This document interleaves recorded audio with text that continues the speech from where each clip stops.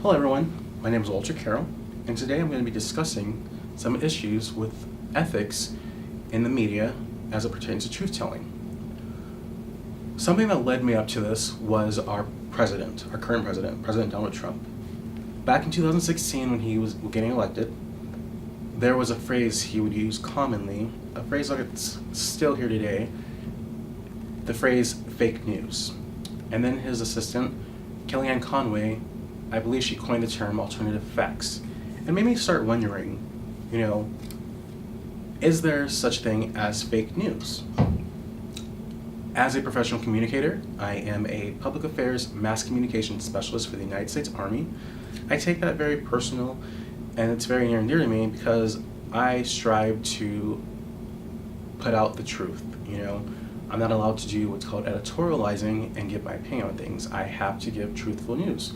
So it made me really wonder, is there fake news? I decided to embark on this research study about truth-telling in the media.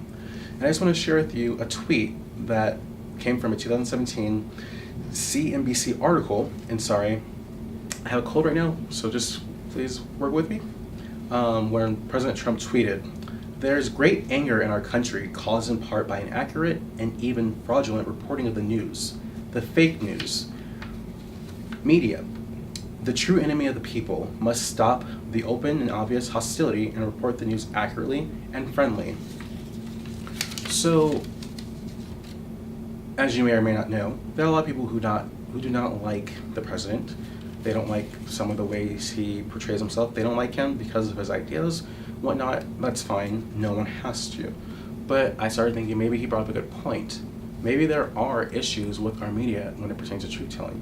Maybe news outlets are more focused on getting ratings. They're focused on maintaining viewership. It's about money. Maybe they're being paid by certain individuals, groups, whatever, to portray the news a certain way. So I went and did some more researching, and I found from a 2018 article from the communication department of the University of Chicago that one pertains to lying.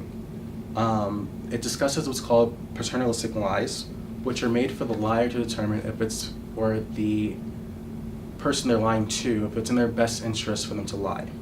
And then it made me realize that there are a lot of things that we can't necessarily know in the public because they could potentially put the public, society into a frenzy if they knew the truth, the full truth. So that being said, maybe there are things that are not full truths. Maybe there are alternative facts. Maybe they're for a reason. I went further and looked at this from a fictional point of view, from Eric Kripke's show Supernatural, a recent episode where one of the main characters, his name is Jack. He's what's called a Nephilim. It's a half angel, half human hybrid, and his grandfather is basically God. He lost his soul in one of the previous episodes, and now his power is becoming uncontrollable, and he is tired of people lying to him. So one day he goes into public and he just says to himself, "Stop lying," and the entire world stops lying. No one can tell a lie, which actually causes God to emerge to fix that issue. So with that, God says that people need to lie. There is a scene where someone is in the office and they ask who's eating their yogurt, and someone admits it, and then it turns into a big frenzy. Everyone's in the office fighting, whatnot, and it's just chaos for the world.